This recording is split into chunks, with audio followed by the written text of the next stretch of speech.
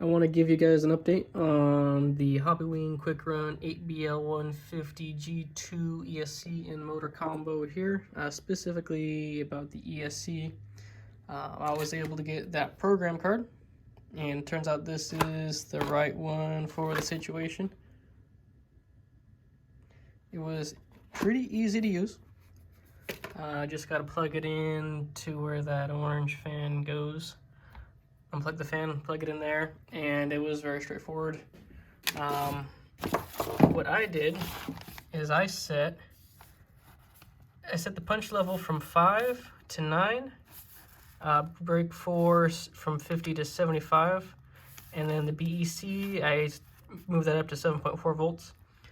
And I'm pretty happy with how it turned out. The punch setting was great. I was able to do wheelies right off the starting line, which I don't think I've ever been able to do with this one before.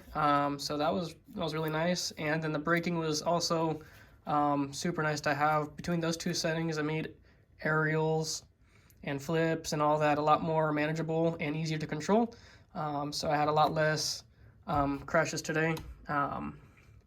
But here's my fix for having to trim that out so that it didn't smash the bolt connector and connect in there.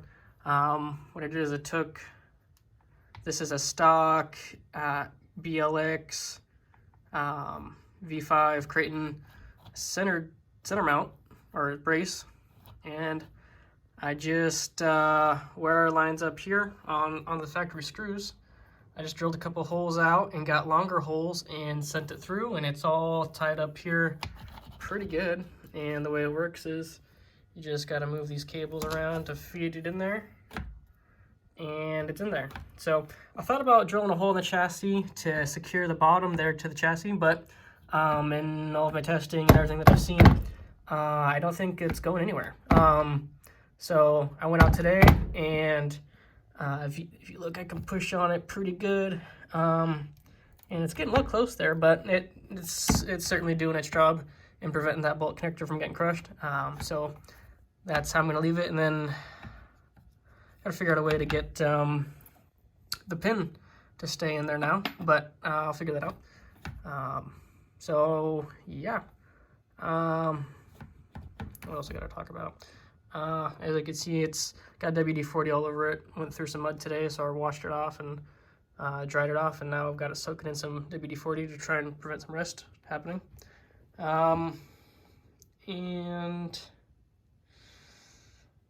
that's about it. I'm a lot happier with this setup now that I've got the program card to set my preferences in there. And I really recommend this the situation here. It's only about 120, 50 bucks for motor and an ESC. And I think before I said I didn't consider an upgrade over the stock Spectrum motor and ESC, but after I've had a chance to try it out with the program settings in it, I definitely do feel like this is an upgrade. I was able to get a lot more out of it than I ever felt like I've been able to before with the Spectrum stuff. So yeah, that's about it. I think that's the last update I'm going to have about this situation here, unless anything new comes up. But I've pretty much covered everything that involves moving from the stock setup to these two guys here. And yeah, it was a good time. So we'll keep on driving it, and yeah, I'll let you guys know if anything changes.